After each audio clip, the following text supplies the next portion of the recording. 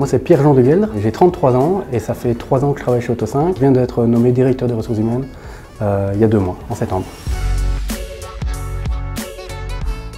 La priorité pour nous c'est d'avoir des gens qui ont envie d'apprendre, qui ont envie d'aller vers le client, qui ont vraiment cette envie du contact avec les autres. Nos produits, nos prestations, nos programmes informatiques, ils sont tellement spécifiques de toute façon, il n'y a personne qui les connaît en arrivant chez nous, donc ça ne peut pas être quelque chose sur lequel on va se baser. Et en mécanique, évidemment qu'on a des exigences minimales à profil identique et avec un minimum de compétences. C'est moi les personnes qui en veulent, qui se montreront vraiment souriantes et qui ont envie d'aller chercher ce contact, qui vont faire la différence chez nous et qui vont rester.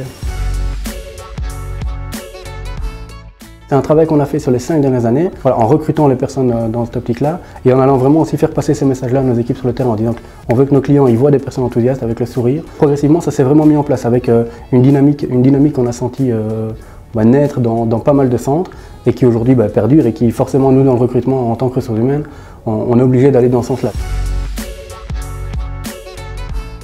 On ne s'arrête pas à toutes les petites choses qui parfois, des préjugés qui font que d'autres recruteurs vont dire cette personne-là, elle n'est pas bonne. On est peut-être moins exigeant sur la qualité du CV, la qualité de la lettre de motivation, sur la tenue lors de la présentation. Alors évidemment, on a des niveaux minimum d'exigence, mais voilà. Je pense que toutes ces choses que moi je considère un peu comme étant du passé n'empêchent sûrement pas la personne d'être peut-être très, très chouette avec les clients, très convivial, très simple à vivre, d'avoir envie d'apprendre, d'avoir envie d'évoluer.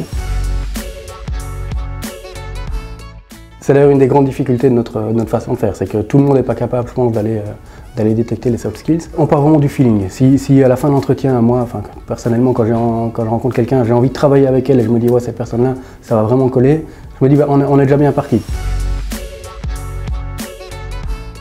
2 choses. Déjà en entretien, on a quand même des techniques, la méthode STAR qui nous permet vraiment d'aller appuyer sur l'expérience du candidat et ce qu'il a déjà fait dans le passé. Et même si c'est un étudiant, il a déjà eu des jobs d'étudiant, il a déjà eu des travaux de groupe.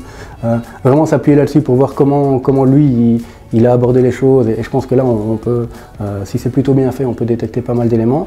L'autre chose, c'est qu'on utilise énormément le test professionnel chez nous.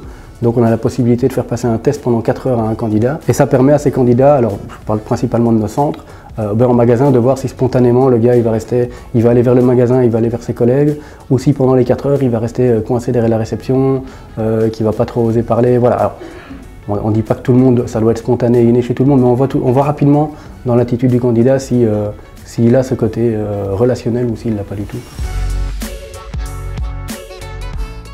L'humain et son bien-être, ils sont au cœur de toutes les problématiques dans toutes les entreprises.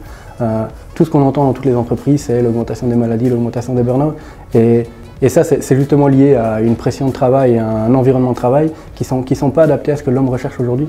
Et si nous, on travaille autant sur la flexibilité, la polyvalence et ces soft skills, c'est justement parce qu'on se dit que l'homme il est beaucoup mieux dans ce genre d'environnement et que s'il est mieux dans cet environnement, il sera plus productif, il sera plus présent, il sera forcément moins malade.